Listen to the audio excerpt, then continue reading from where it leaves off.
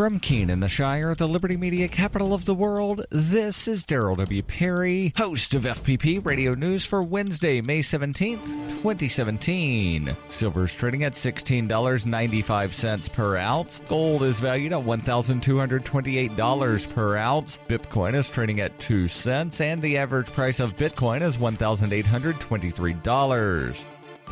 Antiwar.com reports the death toll of Monday's apparent U.S. airstrike against the Islamic State-held town of Abu Kamal, Syria, continued to rise on Tuesday, with the Syrian Observatory for Human Rights saying that 42 civilians have now died as a result of the attack, which targeted a residential area and adjoining mosque. The Pentagon was mum on the incident on Monday, but on Tuesday issued a blanket denial, insisting that they had carried out no airstrikes against Abu Kamal, nor had any members of their coalition. They did, however, say they attacked oil production facilities just outside of the town on the Iraqi border. It's hard to imagine the U.S. warplanes could have missed the oil facility by 50 kilometers and hit the town without knowing about it, and the town was undoubtedly hit. That the U.S. is not providing any information is curious, as they are admitting to operating adjacent to the town and would doubtless know if someone else was operating there. Outside of the U.S. coalition, the only country that has any history of attacking Abu Kamal at all is Iraq, whose Air Force has launched some cross-border strikes in the past. Still, the most likely answer is that the U.S. and its coalition partners carried out the attacks that did not go as planned, and the Pentagon is trying to avoid talking about it.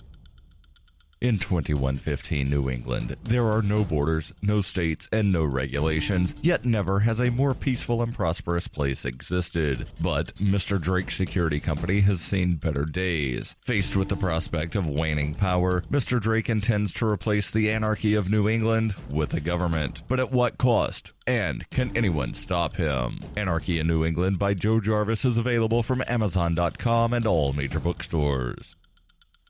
UPI reports executives of the 3 major tuna brands in the United States conspired to fix prices, according to criminal and civil court records updated this week. According to an amended class action lawsuit, Chicken of the Sea, Bumblebee, and Starkist colluded to keep prices high for one of America's favorite sandwich ingredients. The Big Three supply about 80% of the $1.7 billion worth of canned tuna sold annually in the U.S., according to court records. A typical can of tuna cost about $1.50, which, according to the DOJ, may be the result of price fixing by Thai, South Korean, and American seafood dealers. The litigation describes regular telephone calls and meetings where executives agreed that all 3 companies would collectively raise prices. The government began investigating price fixing among the 3 companies more than 2 years ago. Earlier this month, Bumblebee Foods pled guilty to conspiring to fix the cost of canned and pouched tuna. The company agreed to pay $25 million in criminal fines, which will increase to a maximum criminal fine of $81.5 million if the company gets sold.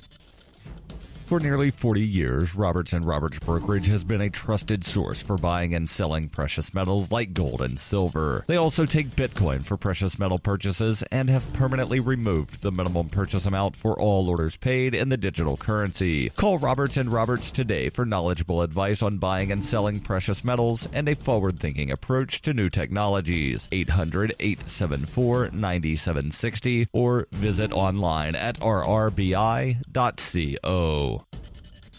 Reuters reports federal appeals court judges on Monday questioned the lawyer defending President Donald Trump's temporary travel ban about whether it discriminates against Muslims, and pressed challengers to explain why the court should not defer to Trump's presidential power to set policy. The 3-judge panel of the 9th U.S. Circuit Court of Appeals was the second court in a week to review Trump's directive banning people entering the United States from 6 Muslim-majority countries. Opponents, including the state of Hawaii and civil rights groups, say that both Trump's first ban and the later revised second ban discriminate against Muslims. The government argues that the text of the order does not mention any specific religion and is needed to protect the country against attacks. In addressing the DOJ at the hearing in Seattle, 9th Circuit Judge Richard Paez pointed out that many of Trump's statements about the Muslims came during the midst of a highly contentious election campaign. He asked if that should be taken into account when deciding how much weight they should be given in reviewing the travel ban's constitutionality. Neil Katyal, an attorney for Hawaii, which is opposing the ban, said the evidence goes beyond Trump's campaign statements. The DOJ argues that Trump issued his order solely to protect national security. Outside of the courtroom in Seattle, a group of protesters gathered carrying signs with slogans including "The ban is still racist" and "No ban, no wall."